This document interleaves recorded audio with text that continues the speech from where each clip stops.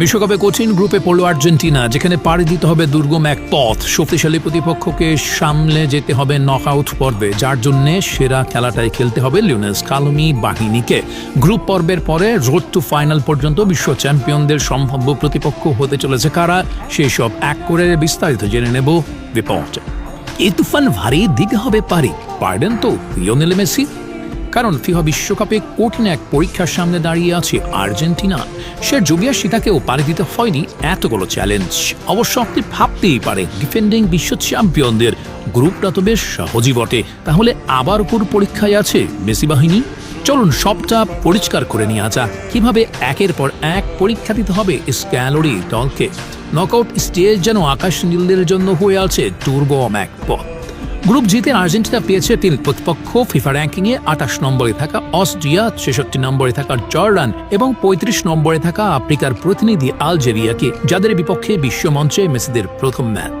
তবে ফিফা র্যাঙ্কিংয়ের বিচার বিশ্লেষণ করলে অনেকটাই নিশ্চিত মেসিদের কাছে থাকছে ফেভারিটের প্যাটার্ন, অর্থাৎ ধরে নেওয়া যায় আর্জেন্টিনা এই গ্রুপের সম্ভাব্য চ্যাম্পিয়ন। এখন প্রশ্ন হচ্ছে, আর্জেন্টিনা গ্রুপ চ্যাম্পিয়ন হলে 32 দলের নকআউট স্টেজে আকাশ নীলদের প্রতিপক্ষ হচ্ছে কে? আর এখানেই আছে টুইস্ট, কেননা নয়া নিয়ম অনুযায়ী আর্জেন্টিনা জি গ্রুপের চ্যাম্পিয়ন দল হলে খেলবে এইচ গ্রুপের রানার্স আপের সঙ্গে। আর এইচ গ্রুপে অবস্থান করছে সাবেক 2 বিশ্ব চ্যাম্পিয়ন স্পেন এবং উরুগুয়ে। পানির মতো পরিষ্কার, ডিফেন্ডিং চ্যাম্পিয়নদের প্রথম ধাপের নকআউট স্টেজে মুখোমুখি হতে হচ্ছে উরুগুয়ে অথবা স্পেনের, যেটা হবে এক বড় পরীক্ষা মেসিদের জন্য। এই পরীক্ষা উতরিয়ে যাবার পরে আরও এক কঠিন বাস্তবতার সামনে পড়তে হবে আকাশ নীলদের। ধরুন আর্জেন্টিনার প্রথম ধাপের নকআউট স্টেজ পার করে রাউন্ড অফ 16 পার করলো, এরপর আরো বড় পরীক্ষার সামনে পড়তে হবে স্ক্যালোনির ছেলেদের, কেননা সেখানে তাদের জন্য অপেক্ষায় থাকতে পারে ক্রিস্টিয়ানো রোনালদোর পর্তুগাল। তবে বলে রাখা ভালো, যদি পর্তুগাল ডাবল গ্রুপ থেকে গ্রুপ চ্যাম্পিয়ন হয়ে কোয়ার্টার ফাইনাল পর্যন্ত আসতে পারে।